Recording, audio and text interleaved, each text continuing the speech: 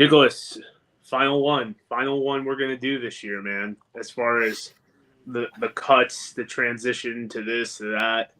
I don't know how many players have signed from the UFL to the NFL because it's anywhere between 70 to 170 based off some people's metrics. I'm not really sure. Yeah, I got 72.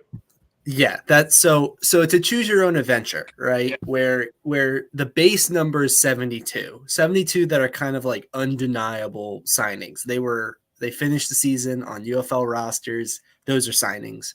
Yeah. You've got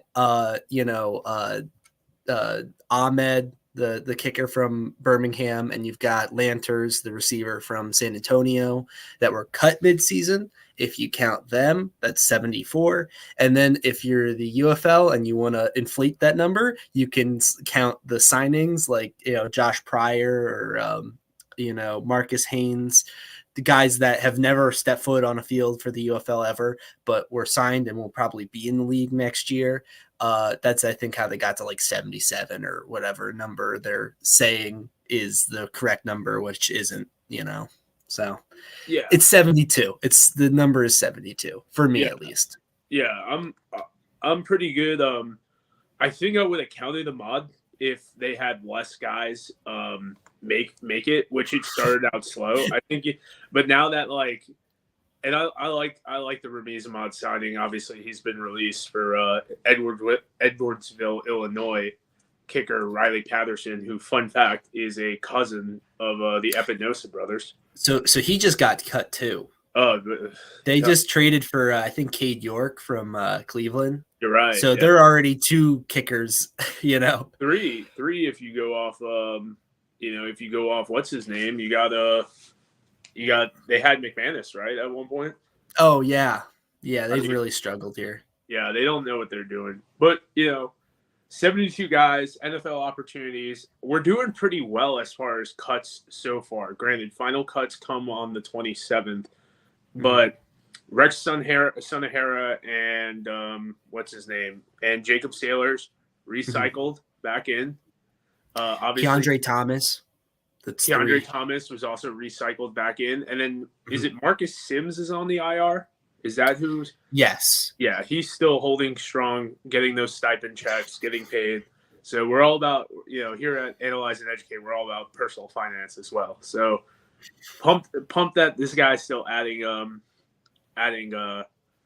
some checks to his bank account. I'm real happy for him on that front. But let's work through some of these signings. A lot of these guys are going to be, given their walking papers pretty soon. Which ones do we think are coming back to the UFL for possibly the final season, the way this league is going right now? And which one are we like NFL or bust, but fake retired, if that makes sense? So without further ado, I got to give a shout out to Peru State NAIA player Delonte Hood.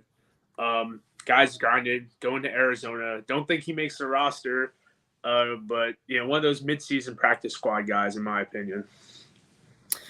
Yeah, I think youth might be his benefit. I think he's only 23. He might be 24 now. To me, he was a guy who I felt like was a tad bit overrated by UFL fans. Yeah. Yeah, and in general, I think it's because he's friends with a lot of guys. I don't hate him as a player. He just, to me, was like, he was a fine player. He's a guy who I think makes total sense as an NFL signing because of the youth, really was the big factor there. Yeah. That might keep him around for another year in the NFL, but we'll see on that. I don't have a ton of huge thoughts about Hood. He hasn't played in the preseason. I was looking, he hasn't really made any stats in the preseason when I was looking it up prior. But I mean, like you said, sometimes it's that Nehemiah Shelton privilege of just yeah, you're a young guy, he got re-signed too. Yeah, they're all Yeah, you're a young guy, the system. Let's keep you around. You seem like a cool guy to be around. You know what I mean? Yeah.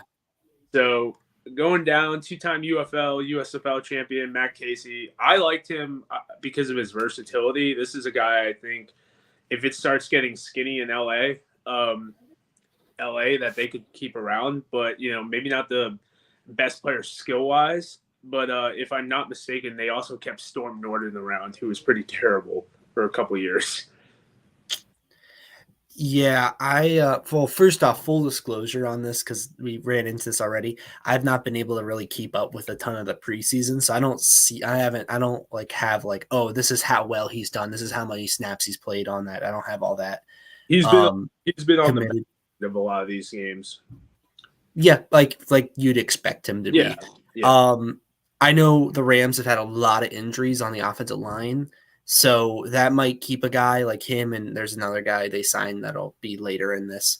Um, those guys have a shot because of that. Obviously, I really like Casey. I think I had him as a tier 3, so I had him as kind of like a 50-50 because he's getting a little older. But, you said it, versatility. He's played all over the offensive line. He's a guy who I would like to see, actually like make a NFL practice squad or whatever, but we'll see on him. Yeah, he's one of those guys I'd like to see go to the NFL. Even if he doesn't do well, he went there. He got we know that he's a guy kind of like you want to see play in an NFL game, no matter how well he does, because then it's like he's such a fringe guy to me that once he plays, he doesn't do well. Okay, we'll move on. It's fine, but he's one of those guys you're glad is getting a shot because he might just fall into anonymity if it wasn't for spring football and whatnot. But keeping on pushing down, here's a dude we all love, Mike Rose. Whenever he's on the field, he's healthy. He's a playmaker, but he hasn't been on the field much. We do have the benefit of the doubt with New Orleans loving their spring football guys, especially on defense. They had Nico Lalos and Jack Heflin there last year. They had John Trey Kirkland for about 5 minutes, and they have a bunch of 2 or 3 receivers, if I'm not mistaken.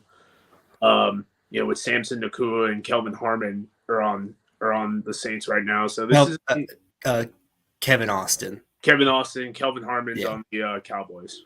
Yeah. We got there. Yeah, but this is kind of a put up or shut up for him. Third NFL opportunity. Obviously, with last year he was a little dinged up with Miami. Let's see what happens with him, man. I know he's been playing a little bit. So they obviously want him and whatnot. Has experience in the XFL kickoff, so that could be a bonus as well. We'll see what happens, but I think Mike comes back next year no matter what, to be honest with you. He's so young that, you might as well. I think injuries have always been his Achilles heel, like you said, with missed a lot of time last year in the UFL, was hurt last preseason. Yeah. We'll see. He's a guy, he was one of my top guys. So in my own kind of grading system for how likely I think guys are going to the NFL.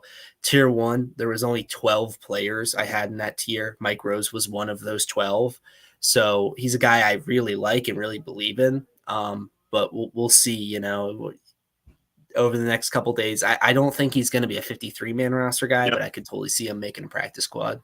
Yeah, 100%. And I don't like saying this. This is pure speculation, but you got a guy like Willie Harvey, who's obviously with the Cowboys now, has been playing a lot with the Cowboys, some second team and first team reps, from what I've seen. But Willie's also 28 years old. This might be one of those final shots for him. A guy like Mike might see that he won't have to air quote compete as much back in the UFL. It's a cleaner line to playing time for Mike Rose in the UFL if this doesn't work out. So I think with his youth, and I don't foresee them bringing back Lakeem Williams. Willie Harvey to me he'll have the option, but I could see him being hey, I need to recover a little bit. I could see Mike Rose coming back, but we've talked about before, this is a lot of stress on the body, especially as a linebacker for 3 going on 4 consecutive years of, doubling up your football, your football livelihood essentially.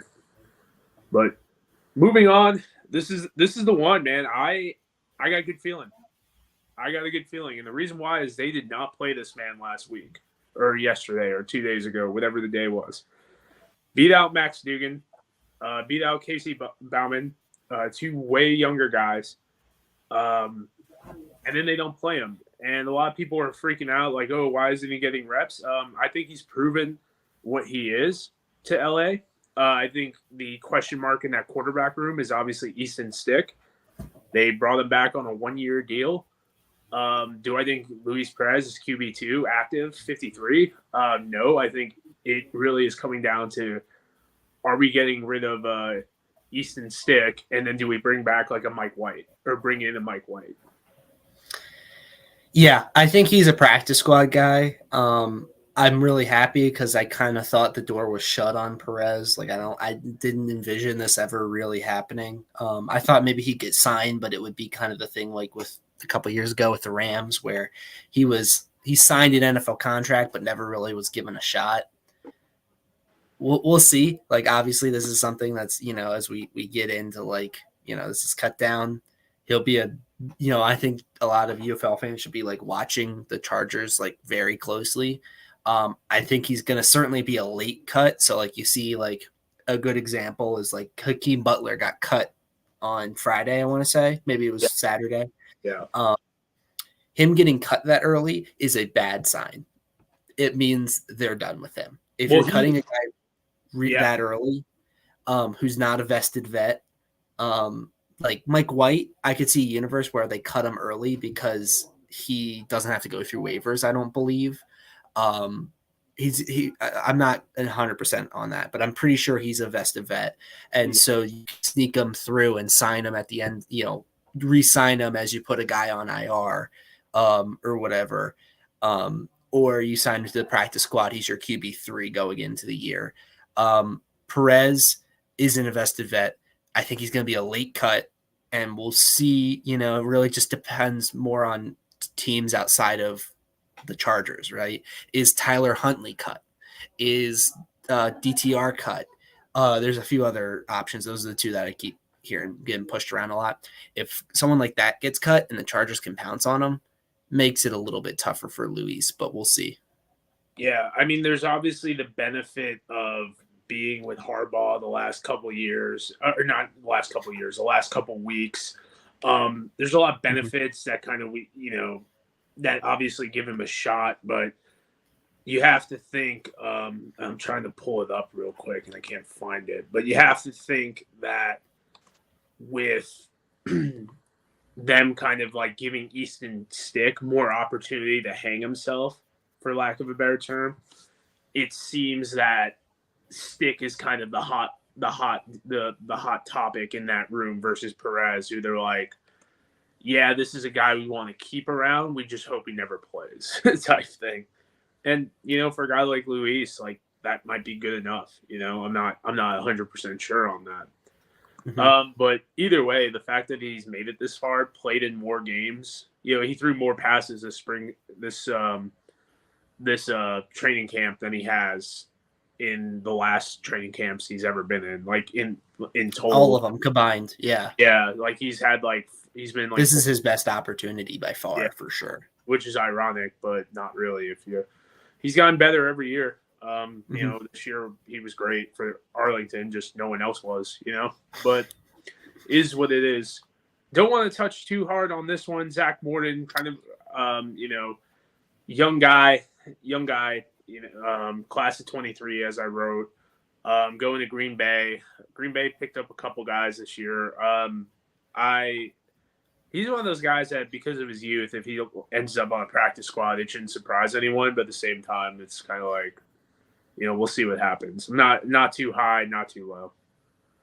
He had like 60 snaps in the UFL. I don't think, he had that one. I think he had a safety in the preseason game. Yeah. Cool. I don't have a ton to say about Zach Morton. Yeah. I mean, I think we're the same mindset. Sometimes your youth moving keeps you around a little bit. So we'll see, we'll see. Injuries continue to pile up. So a little bit of cannibalization here.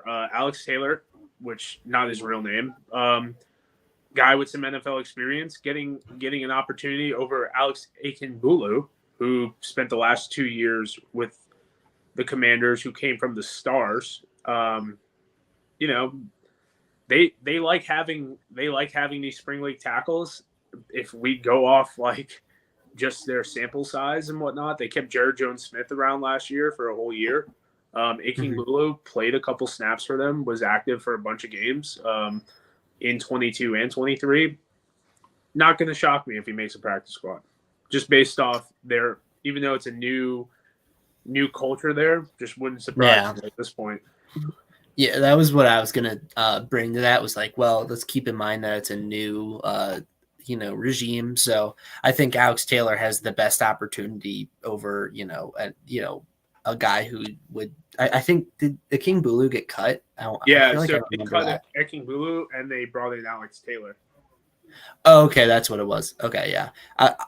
Yeah. So like he has a better shot than like that, obviously in hindsight, that's obvious. But like in general, like there's some other examples of like, okay, well, there's some incumbents from the previous regime, but I think they have a worse shot than the new guy that just got signed. Yeah.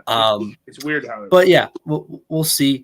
He's a little older. But he's just like a giant person. I think he's like 6'8" or something. Yeah. Like he's just big. He was their right tackle for like basically the whole season. He's a good player. We'll see. Yeah. I mean, definitely taking advantage of the opportunity. 100%. Pushing down one of your favorites, Alex Lindstrom. Mm-hmm. And I put, not much to say about him other than most effective lineman in LA with versatile, can play guard, can play center. Glad he's out of the swamp of Memphis. Yeah, Memphis is a mess right now. I mean, like you say, he has guard flexibility. They tried him at guard, and it was like kind of mixed. I think he's really just a center, which is part of the reason why he ends up in spring football leagues. He doesn't have like a ton of versatility. Like I wouldn't trust him at guard at the NFL level at all.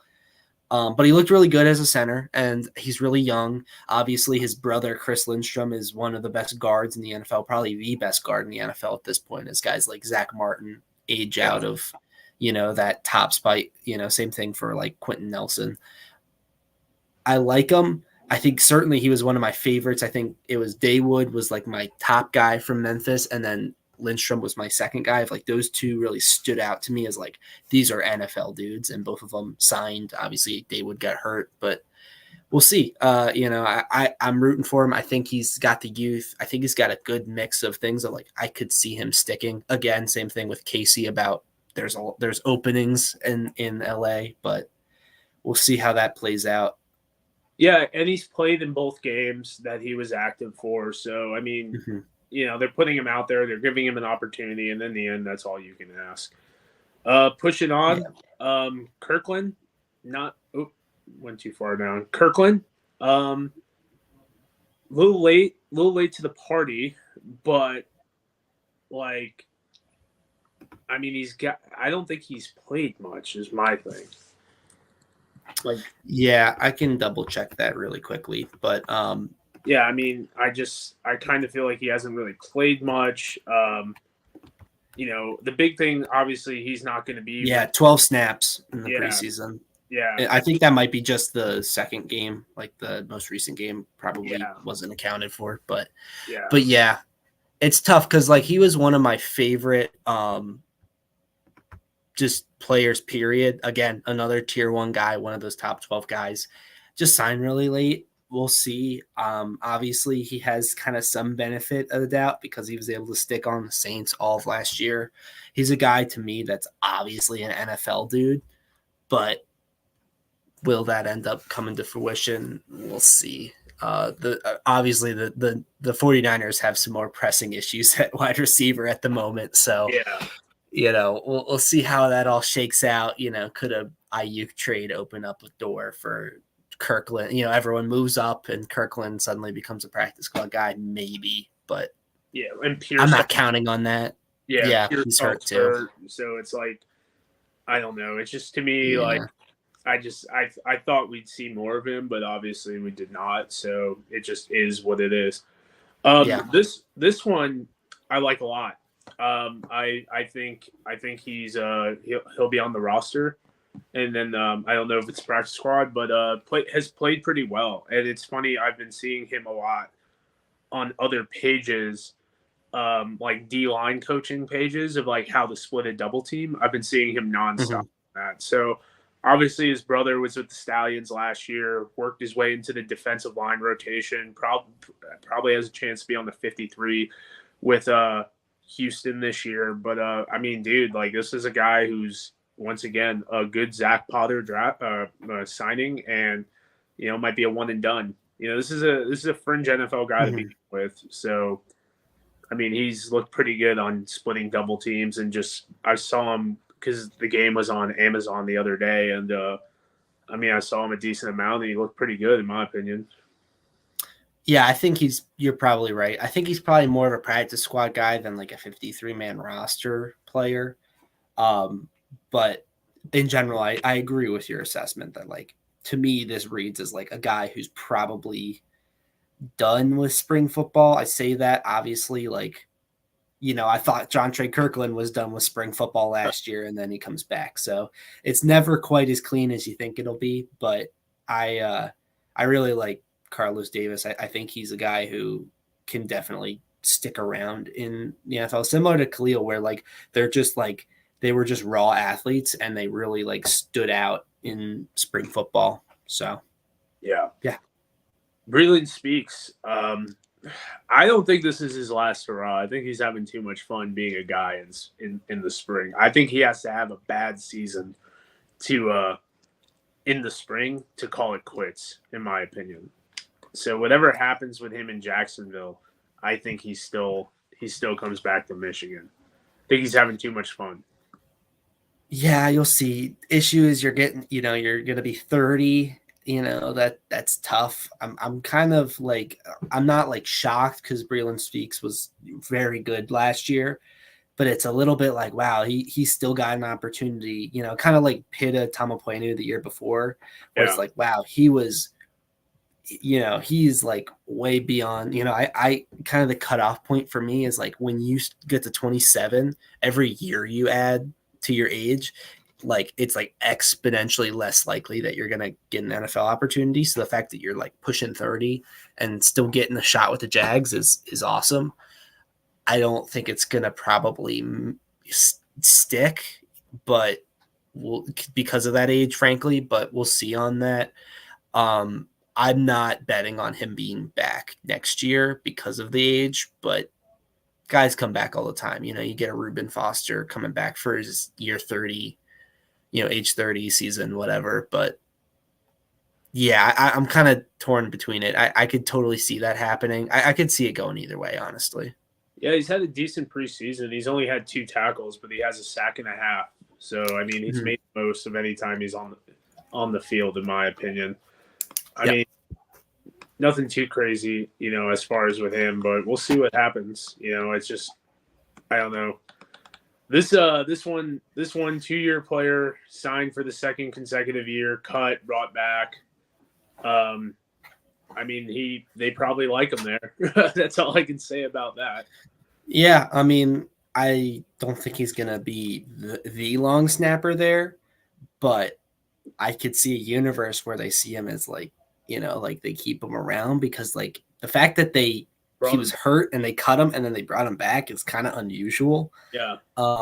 Maybe it was just to like keep the load off their starting long snapper, and they kind of liked him, but I don't know. Maybe this is one that's kind of weird. I kind of would have written him off if he just had stuck around the whole time, honestly.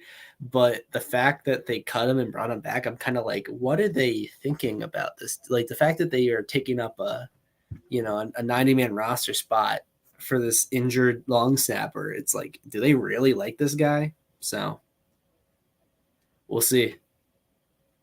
It's interesting.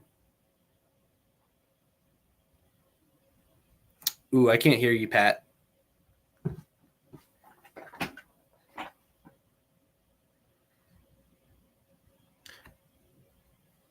Hey, Pat. Oh, no. Is that me?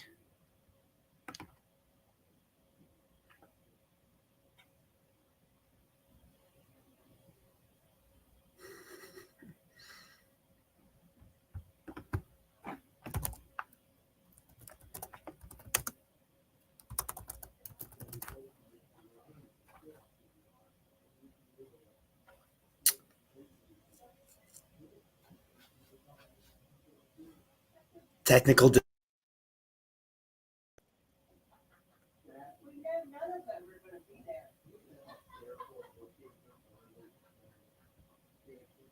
Oh, he's coming back. Oh, I still can't hear him. Whoa. That's so weird.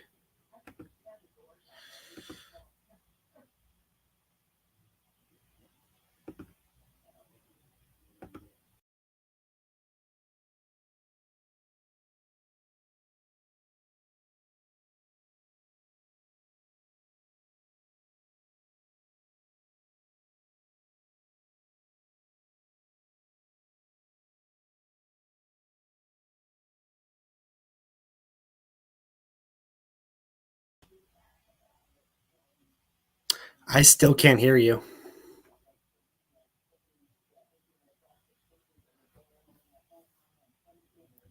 Tough. Nope. Still can't.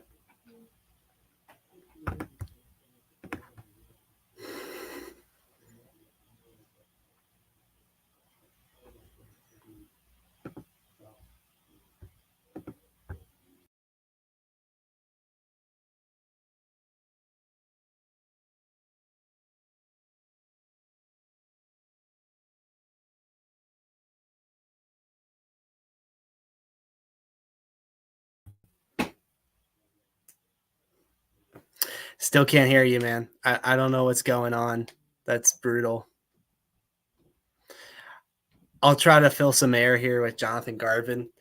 First off, I'll just say that like Garvin was one of my favorite. He was probably like my guy when it comes to players going to the NFL from the UFL.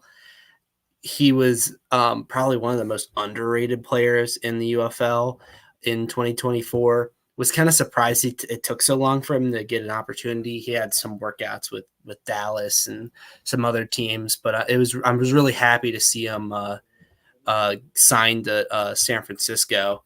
And let me just see what his snap counts are looking like right now because I have to fill some time here. He's played a lot, and let's see what his he's graded out pretty well. So I think that's a real potential opportunity for a guy to make a practice squad. But yeah, Pat, I still can't hear you if you're talking. I haven't. Can you hear me now? Oh, I can hear you now. Let's go. Oh, dude, we're good, man. I don't know what was going on. I just had to read back in, but yeah, I heard everything you were saying about Garvin and everything like that. Mm-hmm. Obviously, I just logged out, so apologies on the technical side of it. Yeah, I don't know if we're good to move on to Walter Palmer, but regardless and whatnot, and thank you, Van, for that because I will take the Bluetooth off on that front. But Walter Palmer, long story short on that, way to not give up. yeah, guy who's been around. I think his first stint was the original XFL, the 2020 XFL. Got some NFL opportunities through that, and then came back to the USFL. Spent 3 seasons with the Panthers here, and I thought he had his best year last year. He was a guy who like I wasn't like super like excited about going into the year because he had kind of had a bunch of years where like he was just fine, like a good starter, and like just wasn't very exciting player, good run stuffer. But this year looked better, graded out significantly better than he's had in any other year. So I kind of put like a tier 3. Like I thought this is a guy who like might actually get enough opportunity, and I'm glad to see that he did. I think he absolutely deserved it. He's a guy who hasn't given up. He's surprisingly young given how long he stuck around. He's kind of like Frank Indo, where he was really young when he was playing in these leagues, 5 years ago. So he's still only 27-ish. So we'll see what comes of that. But he's a guy who, like that's been around for a while. Yeah. And I agree with your sentiment 100%. Gotten better as he got older. So it's like, It's kind of cool that this came up for him and whatnot. Obviously, I got a little bit of affinity to him coming from the XFL in 2020 and still doing this thing. So, congrats to him. I don't, they kept LeBron Ray on the roster last year on the active 53, so they're not afraid of some spring football guys. Mhm. So, not a bad shake on it in my opinion. Anthony Hines, 2-year guy over here. I thought it took him a minute to get signed. I'm going to be honest. I'm not an Anthony Hines guy at all. I was not. I don't think he makes the roster. I want to be very clear. I just thought he'd be a good body for camp. To be honest with you. Yeah, I was pretty disappointed with the linebacker play from DC this year as a whole. You see guys like Reggie Northrup kind of fall off a cliff. Like the athleticism isn't there anymore for him, and so you need a guy like Anthony Hines to really step up, and he just didn't. Like he didn't grade out super well. DC had a lot of issues with tackling as a whole, and Hines was not helping that situation at all. I really feel like, the fact that like a Momo Sanogo has not gotten an NFL opportunity, but a guy like Hines has is a little crazy to me because I thought like he was just straight up a much better linebacker for DC this year. But yeah, I don't see this as like a stick around kind of thing, frankly. No, so. I definitely, it's kind of crazy. You see where they were last year as a linebacking core to this year. It was definitely a disappointment, 100%. Someone who could sneak in, I think, Wyatt Ray. They had they had 2 injuries, I think, to the defensive line. So one of them was Zeke Vandenberg, who was a Stallions draft pick. I mean, we'll see what happens, but I mean, some experience. Once again, a guy you keep on the practice squad who's been there, done that, who the lights might not be too bright for.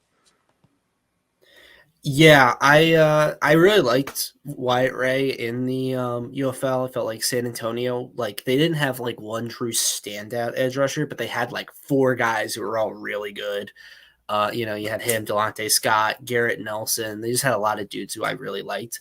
He's the only one of that group that ended up getting an NFL opportunity. But yeah, I totally agree. I think he's a guy who could totally be a practice squad guy. I don't think he's making enough noise to be a potential 53-man roster guy, but pretty good. That's a guy, if you get excited, mid-season, you get some injuries and he's coming in for you, too upset about. Yeah. Like that's a guy that's a good dude to have stored away rather than bring off the street cold. Deion Kane, still going to the Bills. I don't know. I hope he comes back to the Stallions for another year. I'm just kind of done with it, Like I don't think he's an NFL guy anymore. Yeah, this year was just so disappointing for Deion Kane because last year he really wasn't given much of an opportunity, and then he broke out in the championship game, with a ton of touchdowns. Was a really good kick returner. And then, got an NFL opportunity with the Eagles, doesn't stick, comes back, and you're thinking like, hey, this might be a pretty good, this is their guy. This is the, Stallions won clearly coming into this year. They lost Davis, and then they lost someone else to the practice squad, right? Yeah. They were going to get Victor Bolin back, but I think he retired was the other one, where it was like tired, yeah. The door opened up for a Deion Kane to take over and be the guy. And it was the normal Deion Kane situation. Super athletic, has like a couple plays every now and then where you go like, whoa, this is why this guy's still stuck around. But it's just super inconsistent. Hands are an issue, drop rate's too high. He is what he is, Yeah. I could see him coming back. I think with a guy like Deion Kane, when you get the taste of the NFL again, you're like, let me give this another shot. Like, he's a guy to me that if he doesn't get signed this cycle, he retires. But because he has the taste of the NFL and whatnot, he might be like, all right, let me give it another shot type thing. So I don't think he's starting for the Stallions next year if he comes back. I mean, I'm hoping Jennings can kind of step up a little bit more. He was kind of a disappointment for me. I've just never been much of a Jennings guy. I think Zach Potter's going to find some better receivers because he's good at that. frankly. Yeah, hell, he might bring back Slade Bolden for all we know. The freaking way it'd be like, hey, it's your turn, Slade. Yeah. This is your boy, man. Yes. I'm pumped. It had a decent showing last night. Yeah, the Nate McCrary hive is at its peak right now. I see. The thing is that I watched him in the preseason with the Ravens like 3 years ago at this point now, and he looked really good, and he was really young. So good that like we tried to sneak him on the practice squad, and he got signed with the Broncos and waivers. They picked him up to be on their 53-man roster. And so when he came to spring football, I was really excited, and I felt like he was better than, Wes Hills and Matt Colburn, these like spring football vets. And I think he kind of showed that in very limited reps that I was like, wow, why is this guy their RB3? Like this guy should be getting legit reps for them. Looked really good in the postseason and, in that game against the Stallions. And gets signed to the Packers, and again, just looks really good. I think he's a practice squad guy for them. We'll see. He certainly, had his best game when he needed it because he looked really good yesterday against the Ravens. I think he, especially in a backfield where it's like, okay, they've got, their RB1 and 2 are kind of set in stone there with like, Jacobs and Marshawn Lloyd, but then it's like, okay, you've got like old AJ Dillon and then like a bunch of dudes like, I could see a universe where he becomes their RB3 by the end of the year, potentially. That's obviously a little bit optimistic, like things have to go right for that to happen. But I really like Nate McCrary. He's only 24. He's still really young. I think the arrow's pointing up on him for sure. Yeah. Someone I'm not too high with on the arrow is Cole Cabral. I think he is your typical your 4A baseball player. But we'll see what happens with that. I know he got signed after a left tackle injury. I forgot who got hurt, but one of their tackles got hurt, and they brought him in, which I thought was a little weird. But definitely a solid guy from Michigan. Was with the Stallions in 23. I believe, won the championship there. Second season, definitely good offensive lineman for them, but I just don't know if he's got the juice to make it to Dallas. Yeah, I think what date are we at now? I mean, we're getting to the 14th. We're really starting to get to the point where it's like, okay, they're getting here really late, like they only have less than 2 weeks to make a, impact. And I think we're going to really like, once we get to the back half of this, speed run through a bunch of dudes. Cause it's like, well, they signed 3 days before the last game, so they're not making it. We'll see. Maybe he's shown enough, but I wouldn't, by this point going forward, I really wouldn't bet on anyone unless I say otherwise. Yeah. I mean, you can go through, Story Jackson, who I didn't think was a guy for them.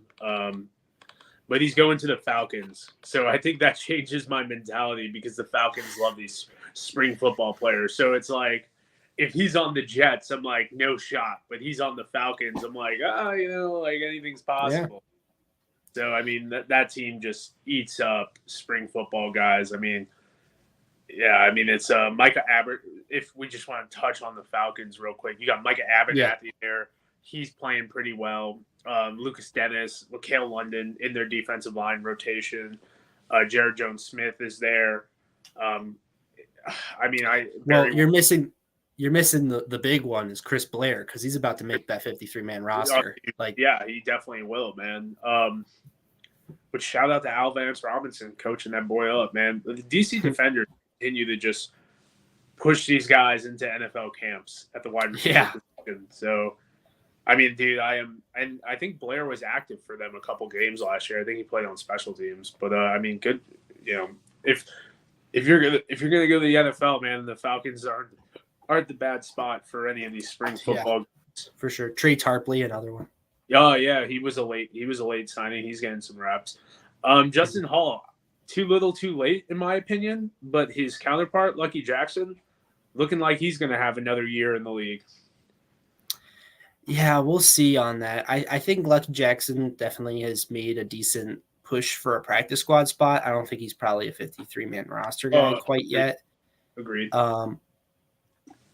Hall, he had a touchdown there. I saw a lot of people talking about how they were force feeding the ball to Justin Hall there for, in the red zone for a few plays. But, I really like Justin Hall. I wish he'd get a better opportunity than this. I'm glad he signed somewhere because last year I thought that was one of the biggest snubs of guys who should have gotten an NFL look and didn't. So I'm glad for him, but, we'll see. Yeah, definitely a guy next year. Excited to see next year, depending on what they do at the quarterback position. If not, hope he gets to go to another team. Who knows with that new setup with terrible. It's so terrible. I'm sure we'll talk about it as it gets closer. Matt Corral, I don't think he did enough. No, didn't. No. I mean, maybe they keep him on the practice squad if they like what they see in practice. But to me, no, he's probably back in spring football next year. It was a good opportunity. Which sucks because I believed in him. But in saying that, it's hard. Quarterback's just a tough position to break out in. He got a pretty good opportunity and didn't make the most of it. So yeah, I mean, you get maybe with the pedigree. Obviously, they've opted to shelve. They've shelved J.J. McCarthy. They do take Minnesota in the O'Connell era has taken a lot of 3 on the roster, 1 on the practice squad approach. Is that going to be Matt Corral or is that, Mike White? You know what I mean? Whoever O'Connell is comfortable with. They kept Sean Mannion around a lot.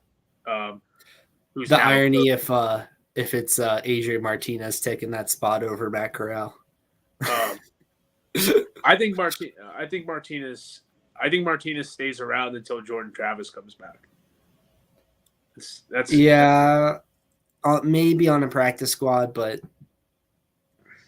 I don't know. We'll get to.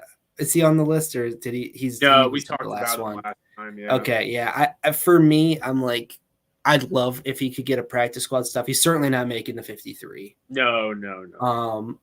I'd love if he could get a practice squad spot, but it wouldn't shock me if they just decide to roll with 2 QBs until Travis comes back. But that's really dependent on is Travis going to be back week 3 or is he going to be back week 11? Well, I think he doesn't come back until week 6. I think that's the minimum they can bring him back on. That's if he stays on the PUP. I think they can do some manipulations of that, though. I'm pretty sure. Oh, I'm sure they could. If it's 6 weeks, I could see a universe where they keep him around, or they just say, you know what, we're gonna cut our guys. We'll see what's we'll bring back a Mike White. I think that's a perfect spot for him. Going back home. Yeah, is you bring back Mike White. And then you just kind of keep Travis on the PUP for the whole year or IR for the whole year. And then it's just then we reset in 2025. That would be that would be 2 options for me. But I just think Mike White's going to get signed somewhere. He's got too much. For sure. Yeah. He's too good. He is one of the best 96 human beings on planet Earth that can play quarterback.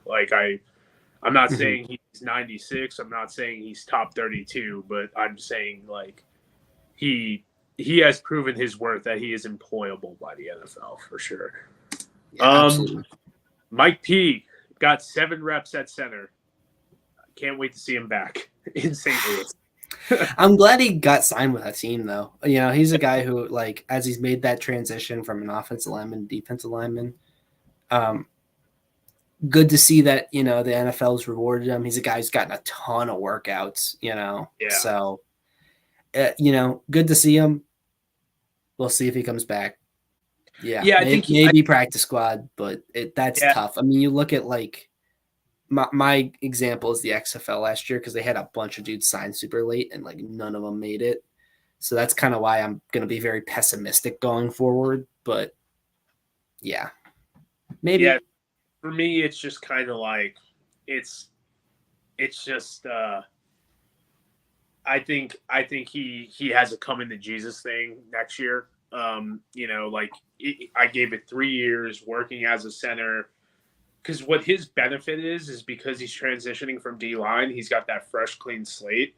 So like that would be a good last shot for him. Okay, I didn't get it done this year. Okay, then I'm done with this. But I mean, it's a good 3-year arc for any person, no matter if you're trying to play football or start a business, in my opinion. So, spring football favorite over here, Frank Ginda.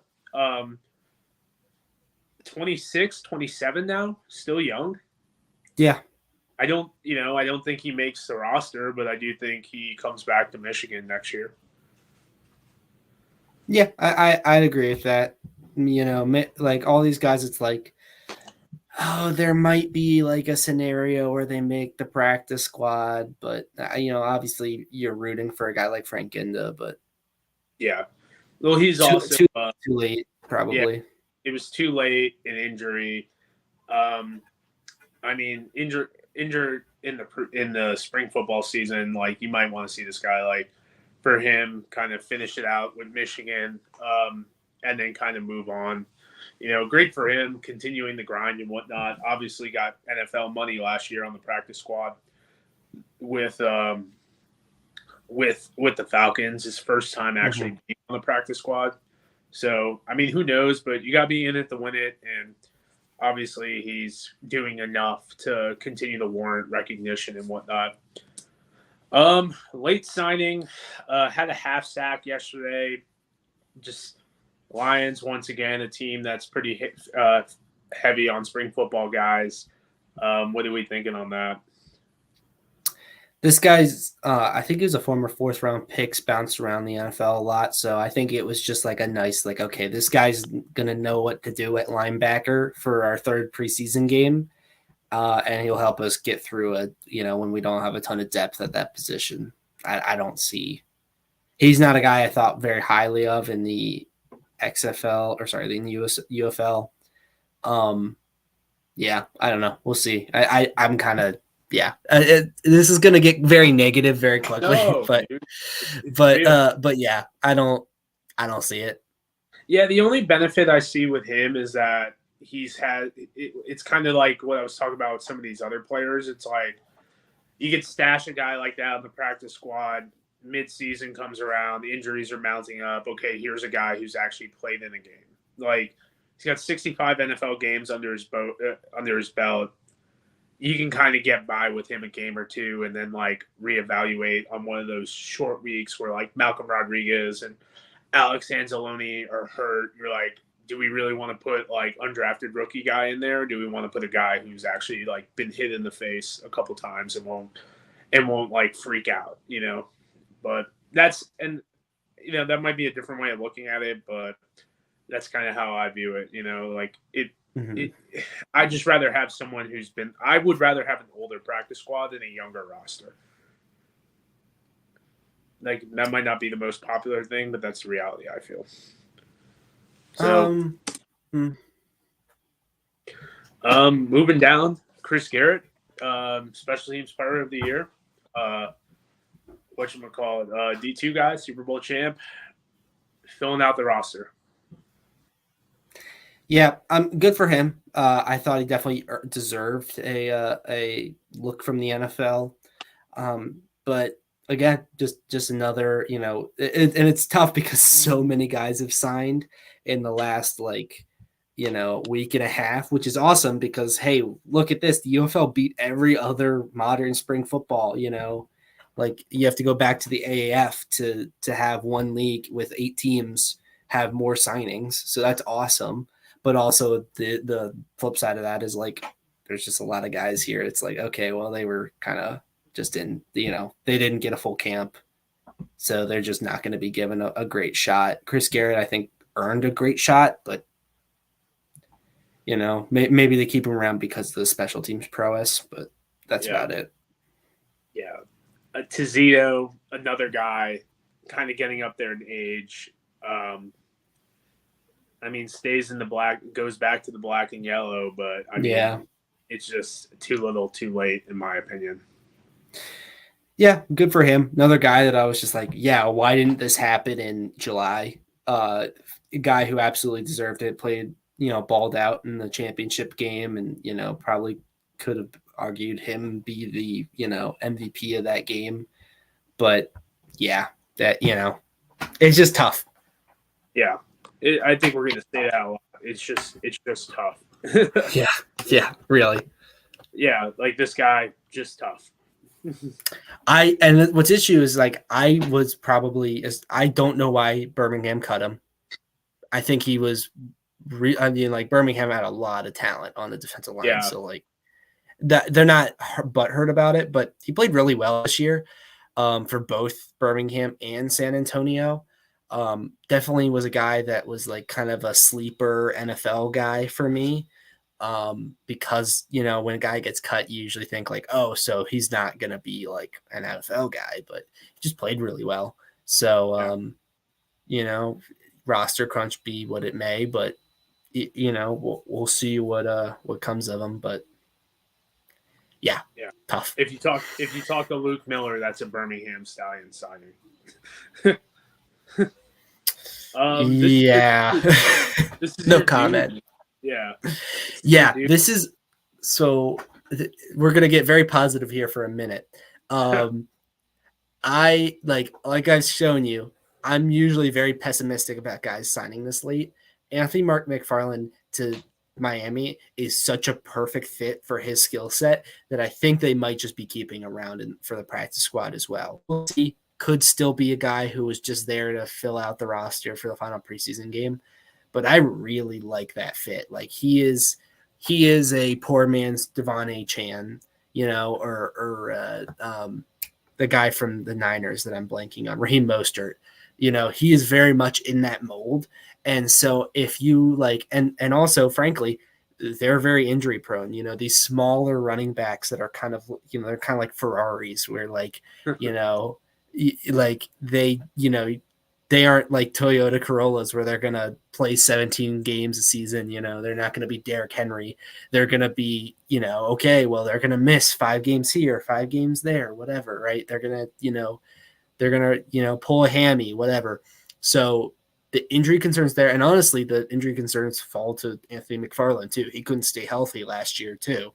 But that's a good opportunity because beyond those two, and then they got Jalen Wright. That's their 3 kind of speed backs, and then they have 2 kind of more of your bruiser, kind of your Tevin Coleman types in Jeff Wilson and Chris Brooks. I see a universe where they're like, hey, let's just keep an extra guy who like fits our scheme really well on the practice squad because he's still pretty young. He has some pedigree, he was a 4th round pick, has spent the first 3 or 4 seasons in the NFL on practice squads and rosters with the Steelers.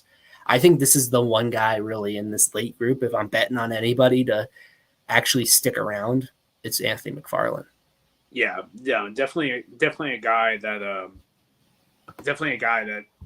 has upped his stock with versatility and based off what they want to do in Miami. Very reminiscent of San Francisco, obviously with McDaniel. Like this is a guy that could kind of come in that week 6 and go make a play. So pretty pumped about him just getting an opportunity. Hopefully not late enough, but I don't know. I'm gonna be high on a defensive lineman because of just statistically they have been outside of specialists the most successful group of this whole spring football adventure. You bring a guy in the interior like TJ Carter has played in games with the Rams, pretty effective with Michigan and whatnot. His first year, last year, kind of was a rotational guy. Anything could happen. It wouldn't surprise me if he landed on practice squad because he's got the NFL experience, relatively young, 25, and then just like has been a part of this cycle to where it's like, okay, like we could once again put this guy in for a game or 2 and get by on it. I know we're very repetitive with it, but it's the reality of the situation at this point. Yeah, I'm a little bit a little bit more pessimistic, a little bit less optimistic about TJ Carter here. He's stuck on a really bad Rams defensive line, and that's got better. The second they got better, they let him go. So I don't really see him sticking here. Yeah. He wasn't even a starter in Michigan this year, which surprised me, but still, yeah. Well, Walter Palmer stepped up, and Garrett Marino was pretty decent as well. Yeah, Daniel Wise was the best of all of them too. Yeah, he was. Wouldn't surprise me if they kept him around. It just at this point with Jacksonville, like, just they've kept him around so much. Like, I don't know. Like last year, spent time with them on their practice squad. They obviously like him enough. I don't know if there's room for him. That's No. the big issue with Perry. I want to see him games. I want to see him play all 10 games in Michigan. I think what we saw with him in Michigan this year, I'm just so pessimistic about the outlook of that, because the things that were kind of concerns in those 2 games the year before, like, really reared their head. He was very turnover prone. He wasn't making great decisions. He was kind of airing it out when he shouldn't have. I mean, like, I'm at the point now with, like, you know, in an assumption, which I think is pretty safe, that he's going to be back with Michigan next year. He signed his LOI before he got signed. Yeah.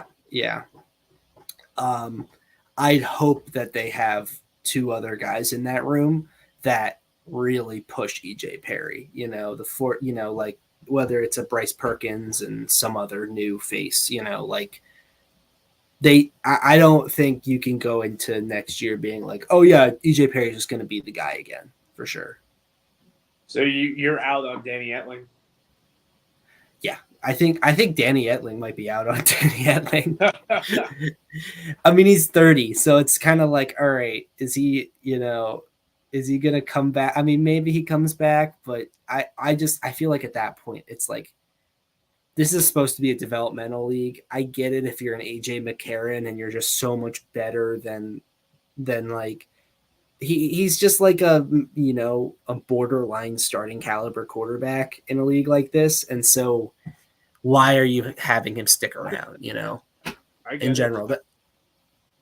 But anyway, yeah. Gotta shout out the draft pick, developmental AF. Good for him. That's all I can say.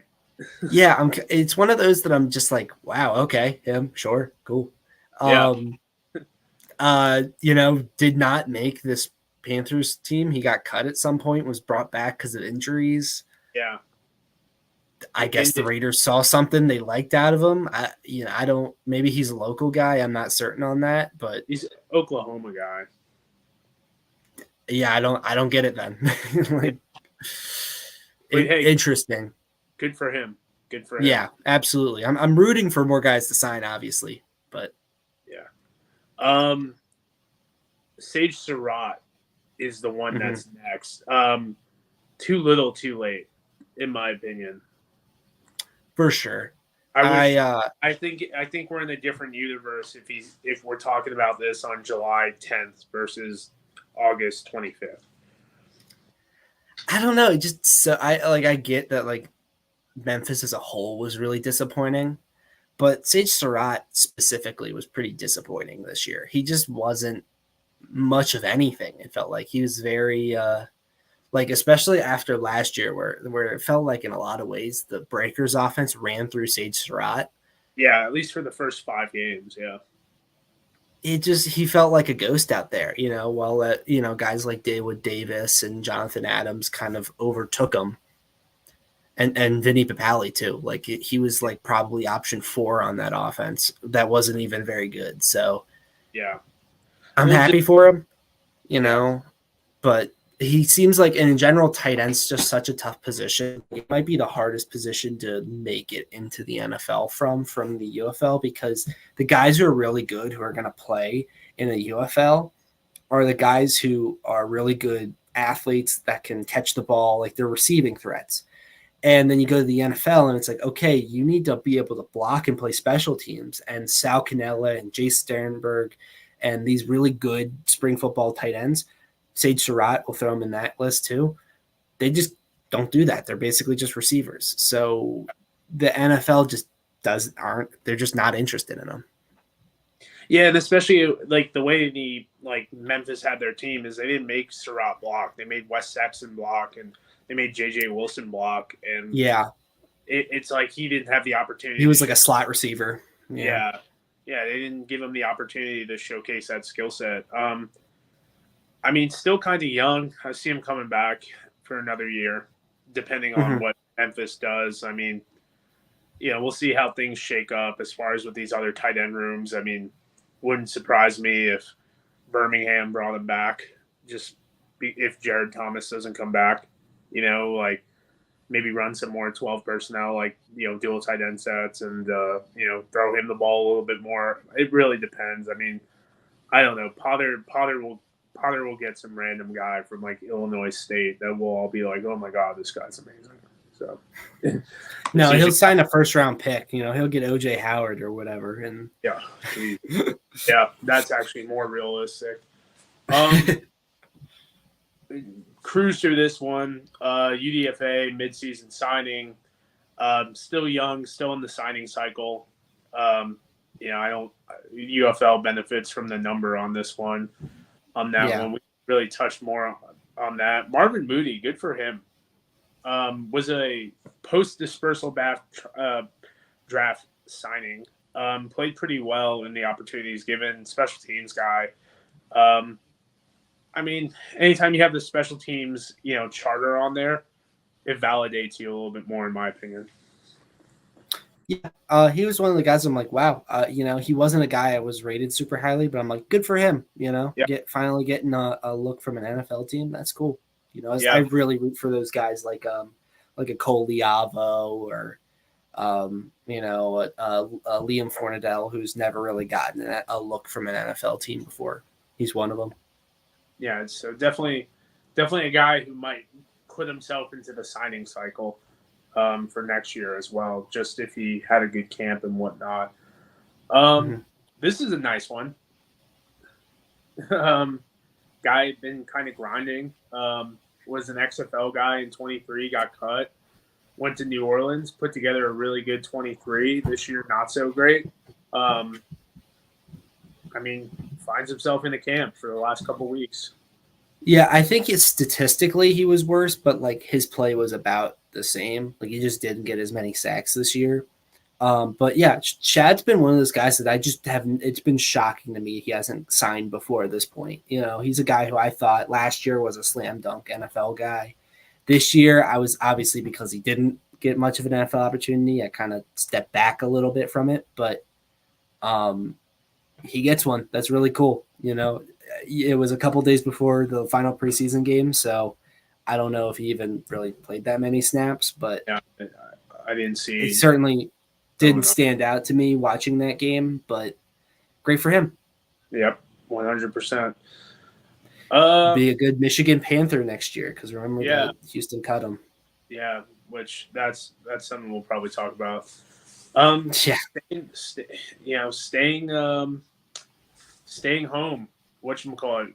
Minnesota guy, played with Michigan in college as well.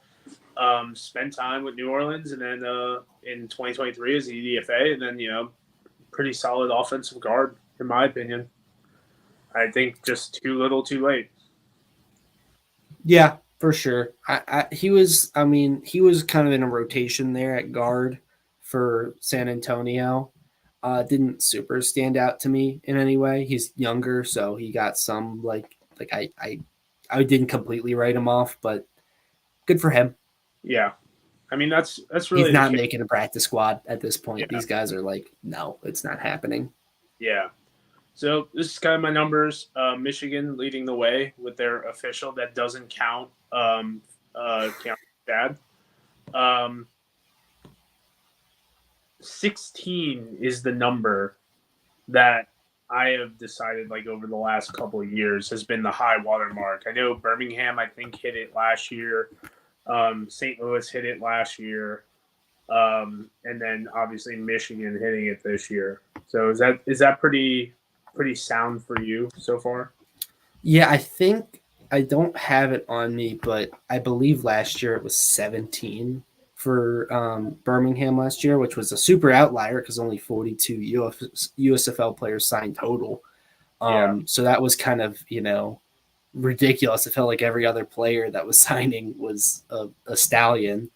But yeah, all in all, like this is like what the distribution should be. There should be a few teams that kind of stand out, a few teams that, disappoint. I'm a little surprised Michigan was the one that like stood out. They didn't read to me as like a team that I thought was going to get a lot of NFL buzz. I definitely thought a team like San Antonio should have been a little bit higher. DC maybe a tad bit higher. St. Louis certainly. 7 feels pretty low for them. But all in all, I thought they were going to hit 11.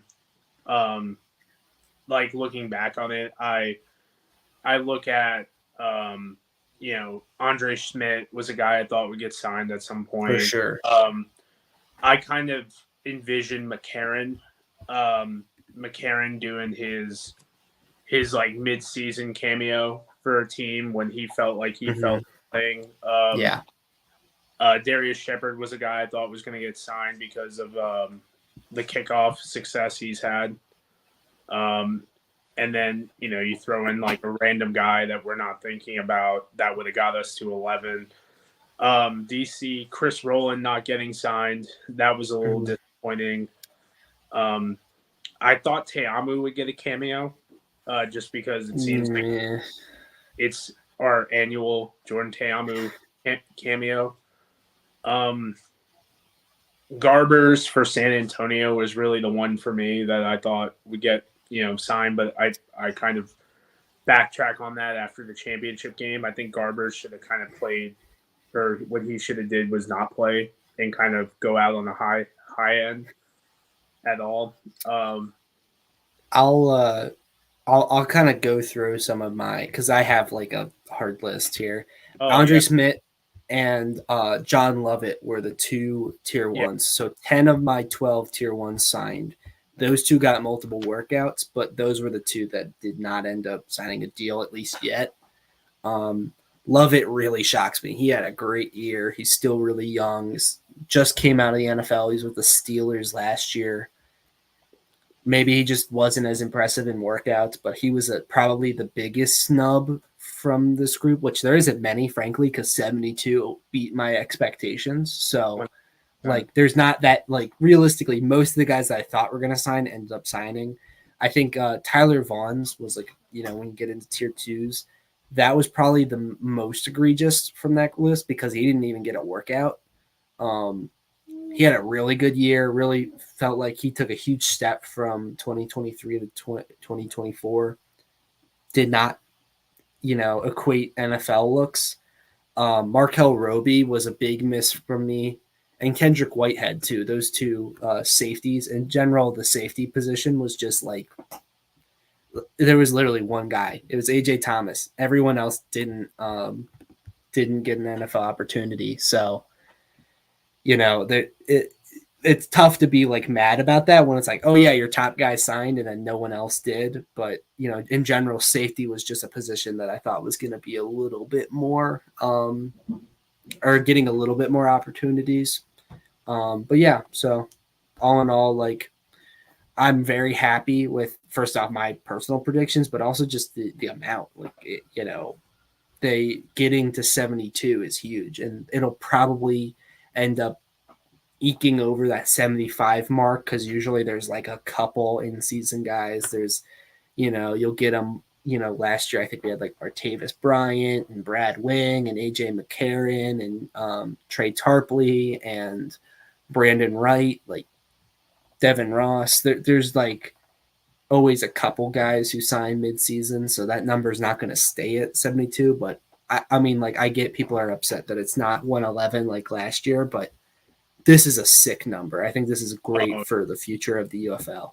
Yeah, no, as far as credibility wise, yeah, no, this is a good spot to be in my opinion. And I think we'll see the specialists kind of buoy this up. I mean, you got a guy like Brock Miller who might find his way at the back end. He's always on the workout cycle. AJ, if he feels like playing, will probably warrant some sort of NFL interest when he's ready. Then you throw in random guys like Reed Sinnett, who just find their way on practice squads. You're just like, oh, okay, cool. Like, that's nice. So there's plenty of guys. I will always lean towards the specialist just because they're plug and play guys, and a lot of those guys have had so much experience and whatnot. I'm pulling it up real quick, and then we'll get out of here. Just going on NFLTradeRumors.com, just seeing if anyone's gotten additional releases and whatnot. The Bucks have announced some cuts. No Sal Cannella. No Sal Cannella yet. They just cut their long snapper. And Van brings up a good point here is, you got Randy Mueller joining the player personnel department. Does that mean anything? It always means something, in my opinion. It's never a bad dude to have a guy who's kind of been in that cycle. So, they've obviously went to the well of spring football players for the last 2 years and have seen some decent ROI on it. So, for me, in the end, I like it. Who's been released so far? Obviously, Hakeem Butler never really got the shot. Whatchamacallit. Jacob Saylor's still in the cycle. I think they play today, correct? Is there more games? I kind of thought last night was it. 3 games today. And then Ricky Person. He's been released after a wave. They played last night, though. Oh, they did? Did he have any stats? That's a Googleable question. And then Marcus Sims. I have no idea.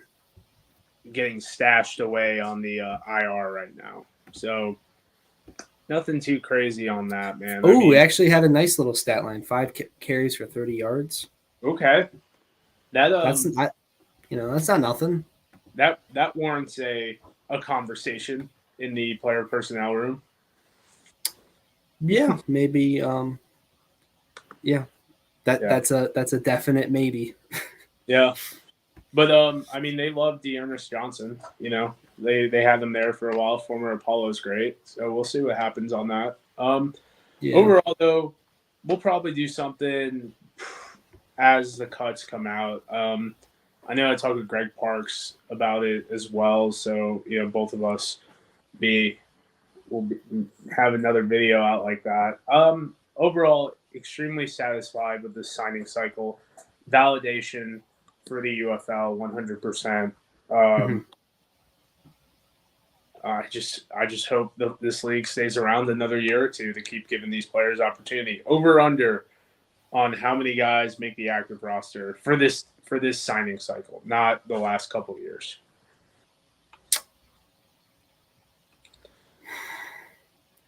Probably 1.5. Okay. Jake Bates feels like a lock. And then as question marks beyond that, is like a Jalen Redmond gonna get a spot? Like maybe if you're feeling really, frisky, maybe you go like a 2.5 line, but it's tough. Last year we had 111 guys sign, and there was 3, I think. It was, so like that's not super realistic. It's really tough. And so I think 1.5 is probably the line. I'm inclined to take the over on that line, but I don't feel great about that, honestly. Other than Bates, it's really kind of a complete toss-up if anyone else. I feel like it'll be like last year where, like, I don't think there was a lot of buzz about LeBron Ray, making noise. It was kind of when he made it, it was like, oh, okay, wow, he actually he did it. That's cool. Didn't expect that. I go. Yeah, I go 3. 3. Wow. So 2.5 would be your line there. So I go Jake Bates. I throw in a random defensive lineman. I don't know who. I throw him in there. You should probably pick Jalen Redmond. He's the one I've heard the most buzz about. Yeah, because the thing is like there are guys like Carlos Davis who I'm like, okay, that guy's going to be on this. This guy will be receiving NFL paychecks. I'm even confident to say this guy will play in an NFL game. I just don't know if it's week 15. Yeah. Like if Carlos Davis puts together a 10 tackle season, I'm not surprised. You know what I mean? Like if he gets 30 tackles, I'm not surprised. I just don't think it will happen the first 5 weeks of the season. I'll say I don't think it's going to be Martinez. I that's to point at Van's comment. He had moments. It's the Adrian Martinez story. It's what he looked like in the UFL last year, where it's like, oh yeah, if you watch the highlights, it's like, wow, he looks really good. And then you look at the stat line, it's like, oh, he wasn't even completing 50% of his passes. Yeah. Are you betting on that? I'm not. Yeah. I think it's a coin flip if it's him or the other guy for the practice squad spot right now. We'll see. It just to me it comes down too much. It comes too much down to what they want to do with Jordan Travis. And that's the variable. Mm-hmm. If Jordan Travis isn't there until week 6, then I'm like, you can keep Amart around. And Tim Boyle might come available, and they just need to sign him. They are big Tim Boyle guys for whatever reason. Aaron Rodgers needs his buddy. Yeah, bringing him and what's his nuts, Randall Cobb, the corpse of Randall. Yeah, but overall, let's be real. Alan Lazard's the most egregious of all those. Oh my god, of all the nepotism Jets signings. Yeah, I just feel like 3, man. I feel like you got Jalen Redmond there, and then it's just going to be someone random like a LeBron Ray that you're just like, oh, that's pretty cool. I applaud your bravery. I'm not gonna be the one betting on that. What do you think as far as practice squad? You think they break 20? I think they break 20. I think at least for week 1, break 20, right? Yeah, for sure. I don't know how much above 20. Maybe you can get to 25. I think in the cards. But that's kind of where you're working at with, And I also think it's going to be very interesting to see what happens with previous seasons too, what that number chucks up to be. I think we'll probably get it'll probably be 6 or 7 guys on 53-man rosters, maybe another 20 total. I'd include DiNucci in that number, but I also don't think he's going to stick around. They signed him to survive injuries in the preseason. I don't think he's going to be the guy there. When Bouchelli's ready, they'll probably ixnay him if Bouchelli's ready this year. Yeah, maybe he's a practice squad guy, maybe.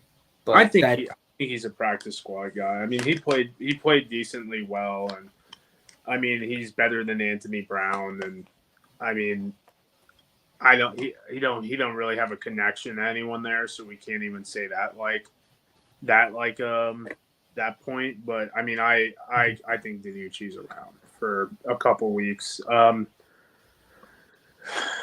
really it. They might throw us a bone with Matt Corral, maybe. Yeah. Just because they're like, oh, we need to keep 4 quarterbacks here because, Kevin O'Connell. Because we're the Vikings and we can't, every one of our quarterbacks gets hurt eventually, Yeah. That'd be something if Matt Corral is the first guy since 2022 or since 2020 to appear in a game at quarterback. I don't know. Well, I think you're wishing ill on a lot of players before they give Matt Corral a shot there. Yeah, they'll have Sean Mannion unretire to bring him back first, right? I don't know. God, that's a name I've not thought about. And Vikings legend Sean Mannion. Yeah, but overall, solid signing cycle, a lot to be happy with, a lot of potential. We'll see what happens. I'll do, like I said, I'll probably do a cut show at some point, and then from there we'll just kind of we'll keep tabs. We'll keep tabs. Hopefully the studio is ready to go. I'll have some interviews coming up with some coaches and some XFL guys, UFL guys, and then outside of that. But Thorn, thank you again, man. Spending your Sunday morning with me on this fine day. Wouldn't miss it for the world, man. Can't. Now we're done. We did it. We got through the whole cycle. So, talked about 72 players over, probably 4.5 hours, but yeah, we're there. Yep, we're there.